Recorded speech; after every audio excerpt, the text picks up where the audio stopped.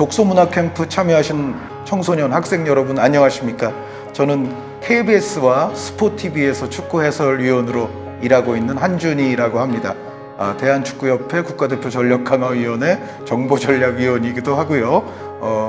월간 베스트 11에도 글을 쓰고 있습니다. 여러분들 앞에 이렇게 나서게 된 것이 굉장히 영광이라고 생각을 하고요. 제가 모쪼록 지금 이제 저를 인터뷰하기 위해서 여기 많은 제작진 분들도 와 계신데 여러분의 현재의 삶 그리고 앞으로의 미래에 조금치라도 도움이 될 수 있는 얘기를 제가 할 수 있다면 저도 매우 기쁘겠는데 과연 제가 그것을 할 수 있을지는 저도 매우 의구심이 드는 바입니다. 감사합니다. 네. 저의 어린 시절은 시간으로 따지면 그래도 저는 공부를 많이 했던 것 같아요. 그런데 공부를 주로 벼락치기로 많이 했어요. 그러니까 평상시에는 나가 놀고 아니면은 이제 TV 보고 뭐 시험 있다 그러면은 한 3, 4일 전부터 이제 벼락치기를 시작을 해서 어떻게 보면 뭐 공부는 잘한다는 소리는 예전부터는 많이 들었죠. 그럼에도 그 당시에 정말로 많은 스포츠를 어려서부터 봤어요.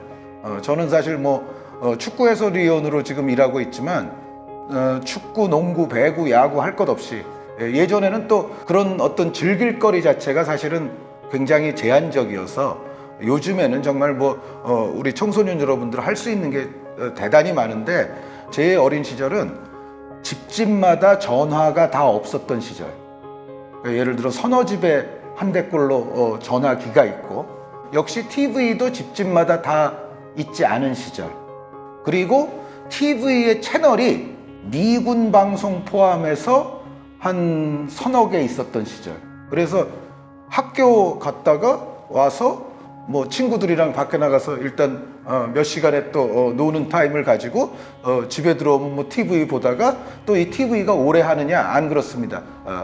그 어린이 여러분들은 이제 잠자리에 들어야 됩니다라는 자막이 딱 나오면서 딱 자야 돼요. 그래서 여러분들 요즘 사시는 거에 비하면 저희의 삶은 사실은 요즘 기준으로 보면 좀 팍팍하다고도 볼 수 있지만 어찌됐건 좀 단순하게 좀 살았던 것 같습니다. 그런데 그때 제가 어쨌든 스포츠를 굉장히 많이 섭렵했던 것이 이제 오늘날의 저를 만들었다는 생각이고 저는 옛날 얘기 시키면은 그 야구, 농구, 배구 이런 이야기도 굉장히 잘합니다. 왜냐하면 예전에는 주말에 집에 오면은 KBS 1에서 프로축구를 보고 끝나면은 KBS 2 채널로 돌려서 프로야구를 보고 그리고 그게 이제 여름에 그러다가 이제 겨울에는 KBS 1 채널에서 배구를 보고 끝나면은 KBS 2로 돌리면 또 농구를 했어요. 엄청나게 그걸 보면서 그냥 좀 자연스럽게 막 선수들 이름도 많이 외우고 좀 그랬던 것 같아요. 그런데 그랬던 것이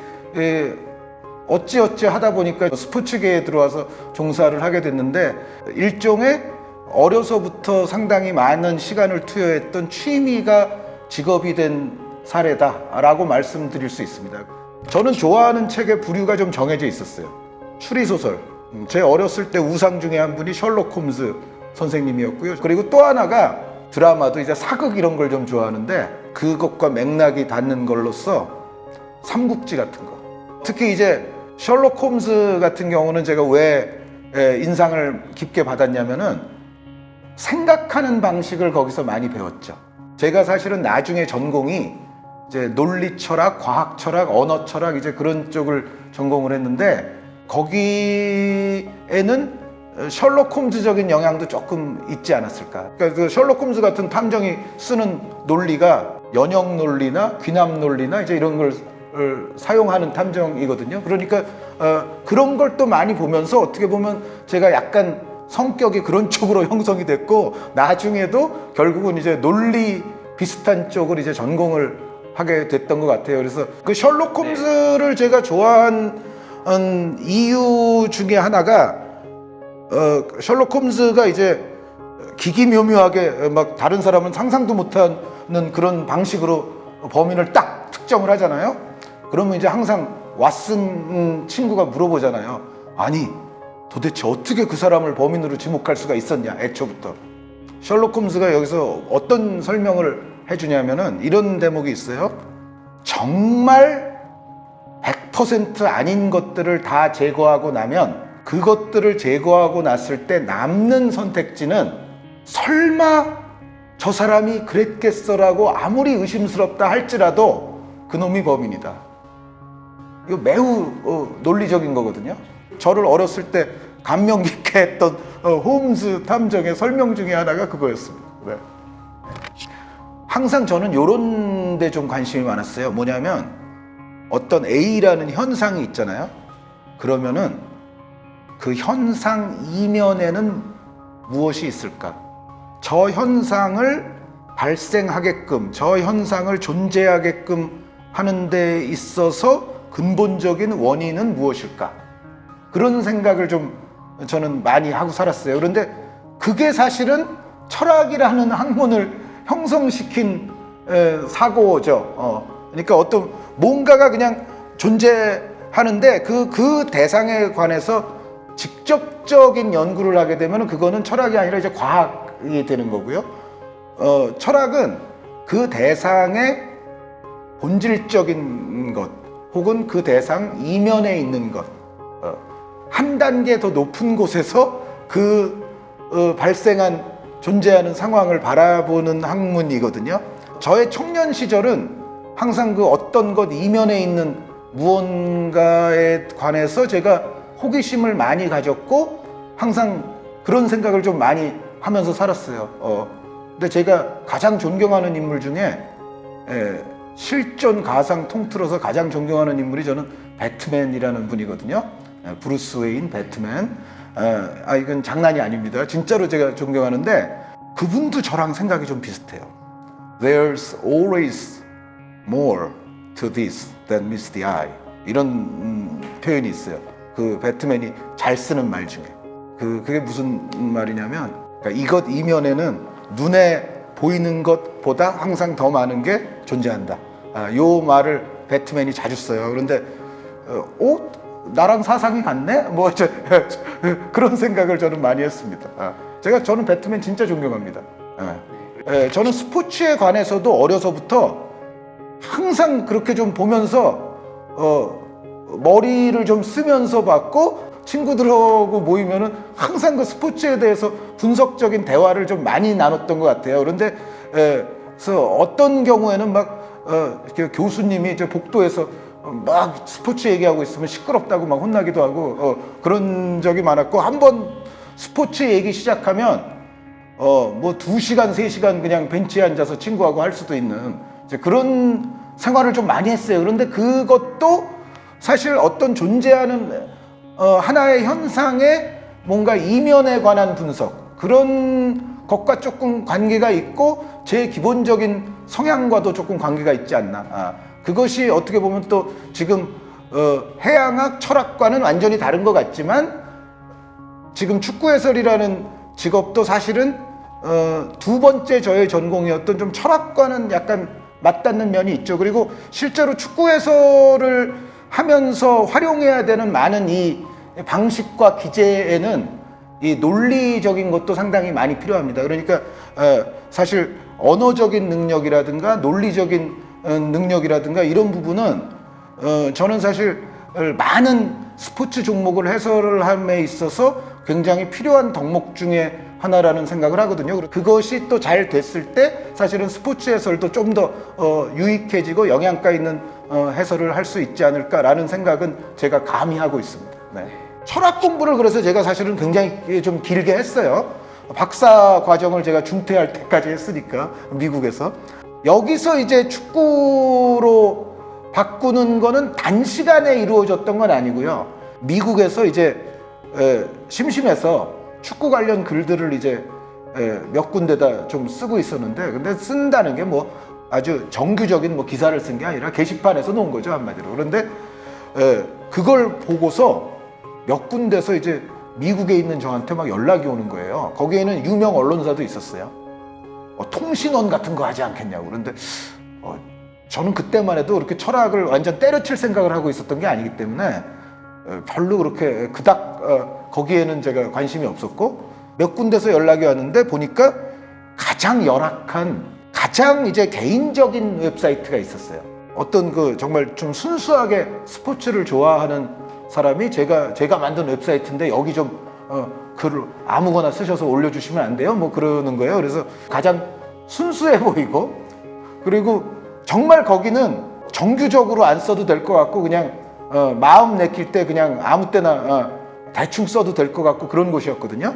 그게 지금 오늘날의 사커라인이라는 웹사이트예요. 아직도 잘 건재하고 있습니다. 근데 어쨌든 제가 그냥 심심해서 써주면서 그 웹사이트가 회원 한 몇십 명 이러던 사이트가 갑자기 몇백 명, 몇천 명 되면서 커졌어요. 그러면서 이제 그 사이트를 애초에 그 창조하고 운영했던 이제 그 친구와 점점 이제 제가 의기투합을 해서 이 웹사이트를 뭔가 그 당시는 아직 그런 게 없었으니까 축구 포털처럼 한번 키워보자.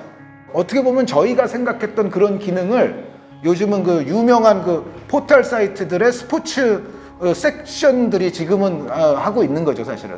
이 사이트에서 축구에 관한 모든 거를 다루고 또 여기서 일하는 사람들이 돈도 벌 수 있으면 좋겠다라는 생각을 하고서 뭔가 이제 그런 작업을 그 사커라인을 창조했던 친구와 점점 이제 하게 됐고, 결국은 그 과정에서 이제 해설까지 하게 된 건데, 사실 제 애초의 목표는 그래서 그 웹사이트를 잘 키우자는 거였지 해설위원 되려는 목표를 저도 갖고 시작했던 게 아니에요. 그런데 하다 보니까 방송사에서 이제 사이트에 연락이 온 거예요. 여기서 해설위원을 한 분 보내달라.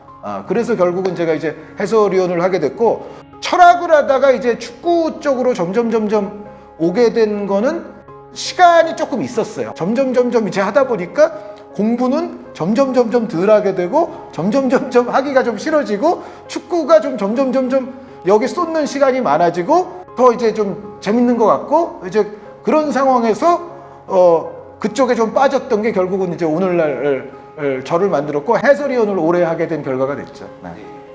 그냥 해설을 기본적으로 하기 위해서는 오늘 A팀과 B팀의 경기가 있으면 A팀의 과거 경기들, B팀의 과거 경기들을 기본적으로는 많이 보는 게 가장 아래쪽에 깔려 있어야 됩니다. 아무리 그 종목에 정말 유명한 선수였거나 그 종목에 대한 아주 기본적인 이해가 있다 하더라도 평생 처음 보는 두 팀이 경기를 하면은 적합한 해설이 나오기가 쉽지가 않죠. 그러니까 예를 들어 저 팀이 스코어를 뒤지고 있을 때 어떤 패턴의 예를 들어 교체를 한다든가, 아니면 저 감독은 기본적으로 어떤 포메이션을 좋아하고 어떤 스타일의 경기 운영을 좋아하고 그렇다든가, 뭔가 그런 것에 대한 사전 연구가 있어야 사실 적합한 해설이 나올 수 있지 않겠어요? 그래서 해설에 있어서 가장 중요한 거는 저는 무조건 그 자기가 해설해야 되는 대상 팀들이라든가 대상 선수에 대한 사전적 관찰, 사전적 연구라고 생각을 합니다. 그러니까 아무리 뭐 그 종목에 대해서 자기가 자신이 있어도 그런 거 전혀 없이 그날 딱 가가지고 하면은 사실은 요즘 스포츠 매니아 시청자분들의 아마 구미에는 굉장히 부족한 해설이 나올 확률이 높아요. 그러니까 요즘 스포츠 매니아 분들이야말로 정말 많은 경기를 섭렵하시고 보시는 분들이거든요. 그러니까 사실은 요즘 해설자들이 가장 조심해야 될 대목이 뭐냐면 시청자가 자기보다 그 팀에 대해서 더 많이 봤고 더 많이 알고 있을 수 있다는 거, 이거를 해설자가 기본적으로 염두에 두고 시청자보다 뒤지지 않도록 노력과 분석과 연구를 많이 해야 되는 거죠, 사전에. 그것 없이 만약에 해설한다 그러면 게시판에 욕하는 댓글이 마구마구 올라올 확률이 높은 시대라는 거, 이거는 제 생각에는 시대가 좋아졌다고 저는 생각을 해요. 기본적으로 혼날 건 혼나야 되지 않겠습니까? 그래서 어쨌든 좋은 시대에 우리는 살고 있는 것 같습니다. 네. 제가 이제 축구 해설을 꿈꾸는 정말 어린 친구들은 초등학생부터 봤고, 축구가 좋아서 막 직장 때려치고 막 이런 분들도 있어요. 제가 아마 여태까지 그런 분들을 뭐 직접 KBS로 저를 찾아오시는 분들도 있고, 제가 그런 분들을 여태까지 줄잡아 못해도 수천 명 이상은 뵙고 뭔가 말씀을 드렸어요. 근데 저의 결론은, 저의 항상 일관된 이야기는 꿈꾸지 마십시오거든요. 그거는 이제 여러 가지 정말 셀 수 없이 많은 이유가 있는데, 첫째, 일단 제가 해설을 시작하게 된 경로 자체가, 저도 그거를 지금 재현하라고 그러면 못할 확률이 높아요. 제가 이제 해설한 지가 한 20년 됐는데, 그 시기에는 맨체스터 유나이티드에다가 아스날까지만 들어봤어도 어디 가서 해외 축구 안다고 막 이른바 나대고 다닐 수가 있었습니다.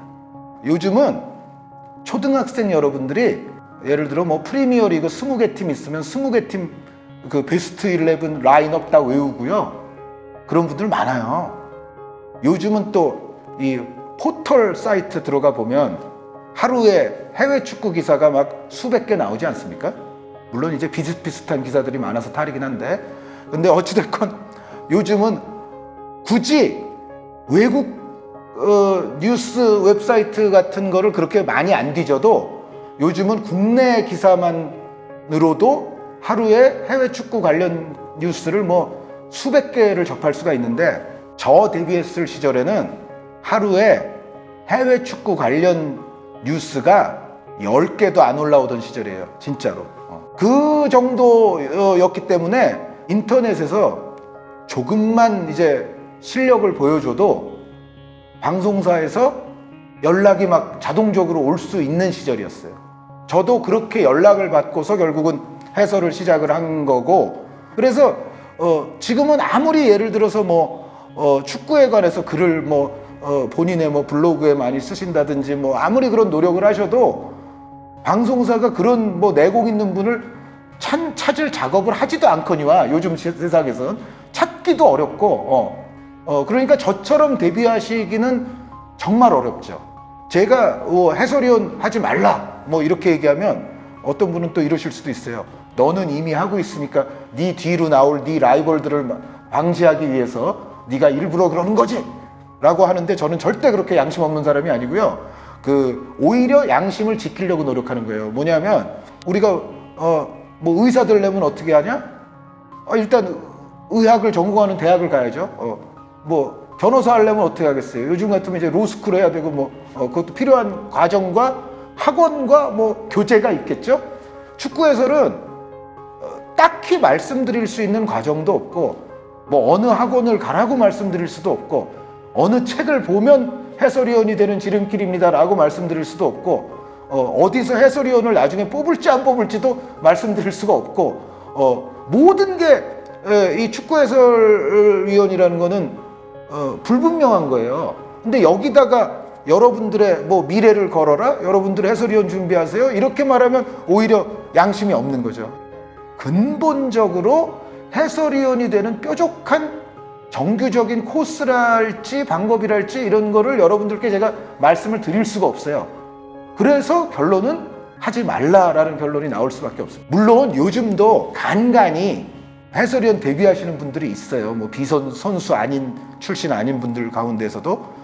그래서 불가능하다고까지는 말할 수는 없죠. 뭐 그럼에도 지금 선수 출신 아닌 이른바 비선수 출신 축구 해설위원 가운데 축구 잡지사에서 일했던 출신들이 몇 명 있어요. 그런데 생각해 보세요. 축구 잡지 기자가 여태까지 얼마나 많았겠어요. 그런데 그 사람들의 오히려 절대 다수는 해설을 하지 않았거든요. 해설한 사람은 정말 극소수고.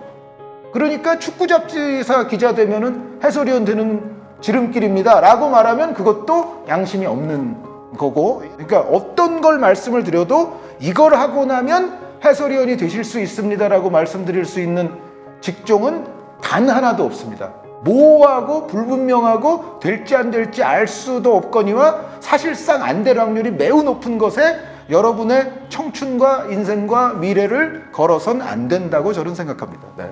취미가 사실은 직업이 돼버리면 좀 별로인 경우가 많아요. 사실은 여러분들이 축구를 정말 좋아하신다면 그거는 그냥 취미로 남겨두고 직업적으로까지 하지는 않는 것이 저는 더 좋을 거라고 분명히 생각을 합니다. 제가 철학을 한 이유도 해양학보다는 저는 철학적인 게 더 재밌었어요. 이제 학교 다니다 보니까. 그러나 철학도 한 10년 하다 보니까 처음에 막 꿈꿨던 것만큼 재밌진 않았어요, 솔직히. 그래서 항상 재밌는 것을 잡으로 만들었을 때 거기에 따라오는 고통이 분명히 있어요. 저의 여러 가지 분야를 옮겨 다닌 자연과학과 인문과학과 예체능, 방송, 연예활동까지 옮겨 다닌 저의 이 모든 경험을 토대로 말씀드리자면 자기가 재밌다고 생각했던 것은 가급적 좌불을 안 하는 게 좋다.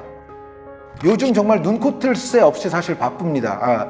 제가 루틴하게 하고 있는 기본적인 방송만 일주일에 뭐 최소 한 서너 개는 되고요. 그리고 요즘은 여러분들 아시다시피 저는 코파 아메리카를 중계하고 있지만 유로에다가 뭐 국가대표팀, 뭐 월드컵 지역에서 뭐 올림픽 대표팀 평가전, 알아야 될 거, 봐야 될 거, 해야 될 게 너무 많아요. 사실은 축구라는 직업 자체를 별로 권하고 싶지가 않은데 해설위원 하지 말라는 건 그건 당연한 거고, 축구라는 직업 자체를 하지 말아야 되는 가장 큰 이유 중에 하나가 이게 건강을 굉장히 해칩니다. 축구는 일단 낮에도 하고 밤에도 합니다.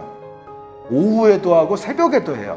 우리나라 팀 축구를 하고 나면 유로를 하고, 유로가 끝나고 나면 코파 아메리카가 하고, 도대체 잠은 언제 자야 되는 건지, 국가대표팀 축구를 하는 기간이 있는가 하면 클럽 축구를 하는 기간이 있고요. 뭐 말할 수 없이 많은 축구가 있어요.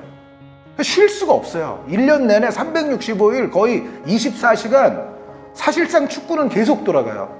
여기에 뭐 다른 걸 많이 한다? 상상하기 어렵습니다.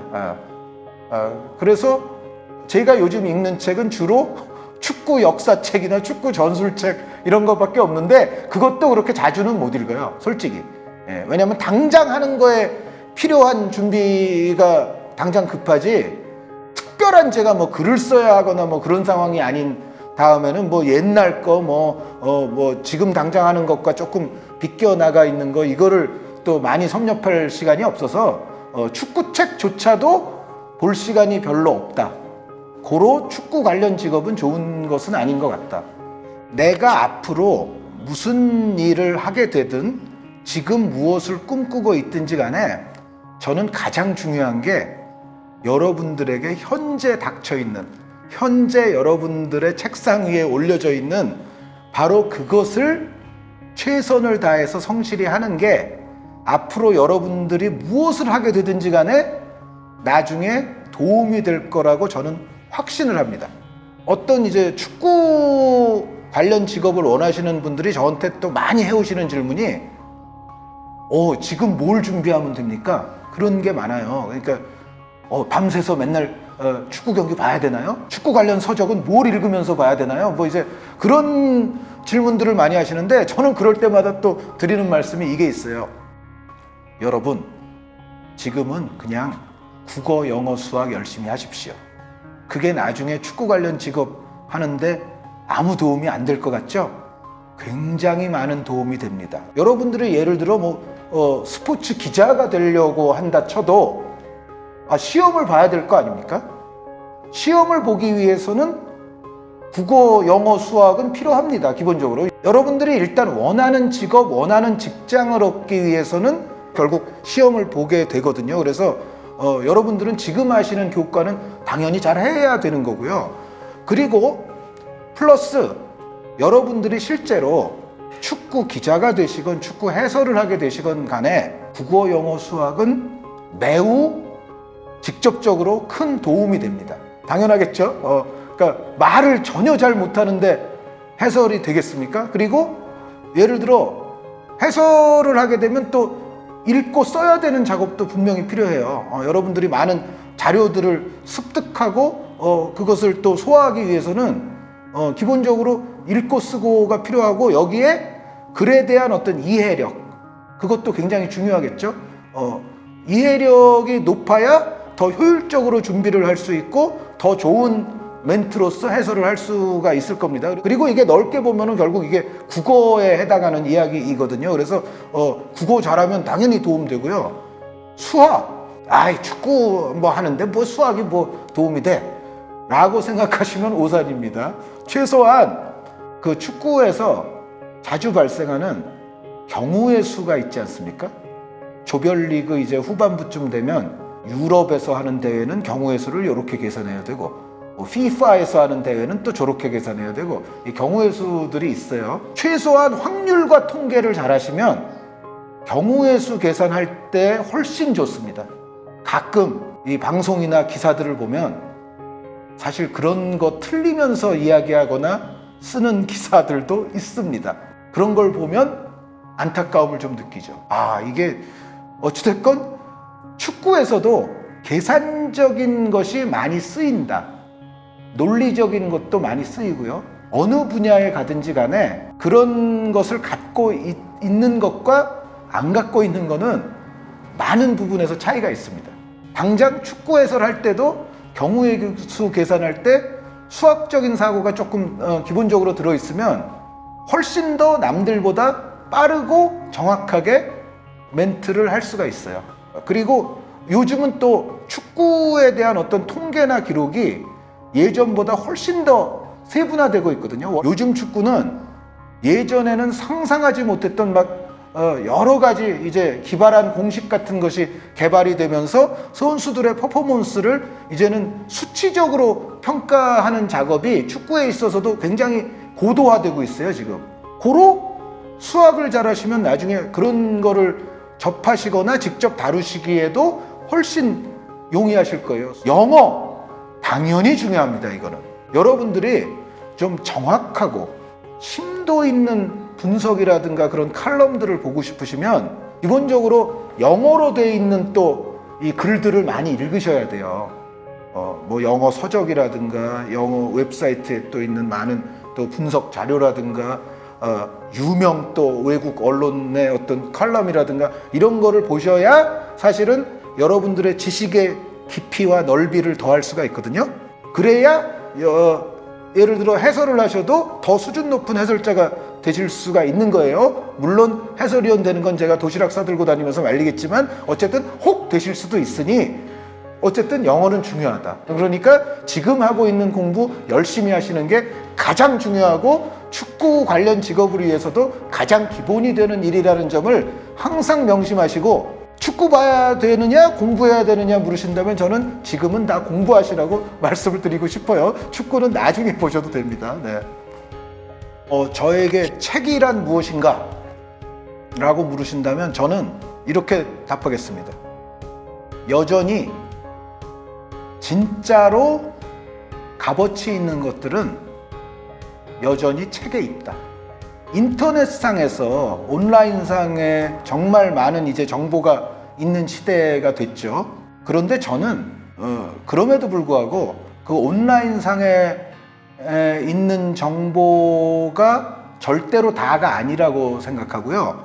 특히 아주 값어치 있는 정보가 과연 온라인상에 다 노출돼 있을까? 라는 데 있어서 굉장히 회의를 갖고 있는 사람이에요. 아니 정말로 이게 노벨상 딸 수 있는 엄청난 과학적 발견, 엄청난 아이디어예요. 그럼 그 사람이 그거를 인터넷에 바로 올려놓겠습니까? 저는 그럴 거라고 생각되지 않거든요. 제가 말씀드리고자 하는 포인트는 제 생각에 진짜 값어치 있는 아이디어들을 과연 사람들이 다 너도 나도 사용할 수 있게끔 올려놓을까요? 저는 그것에 대해서는 상당히 의심하고요. 여러분들이 여전히 발품을 팔아서 수고를 들여서 도서관을 가시고 책을 보아야 뭔가 남과는 다른 이들과는 다른 것을 여러분들이 지니실 수 있게 되지 않을까. 감히 저는 생각하는 바입니다. 제가 틀릴 수도 있습니다. 어쨌든 저는 여전히 가치 있는 것들은 도서관에 있고 책 속에 있다라는 믿음을 아직도 갖고 있습니다. 네. 너무 길었죠? 원래 책은 무엇이다라고 해야 되는데. 네.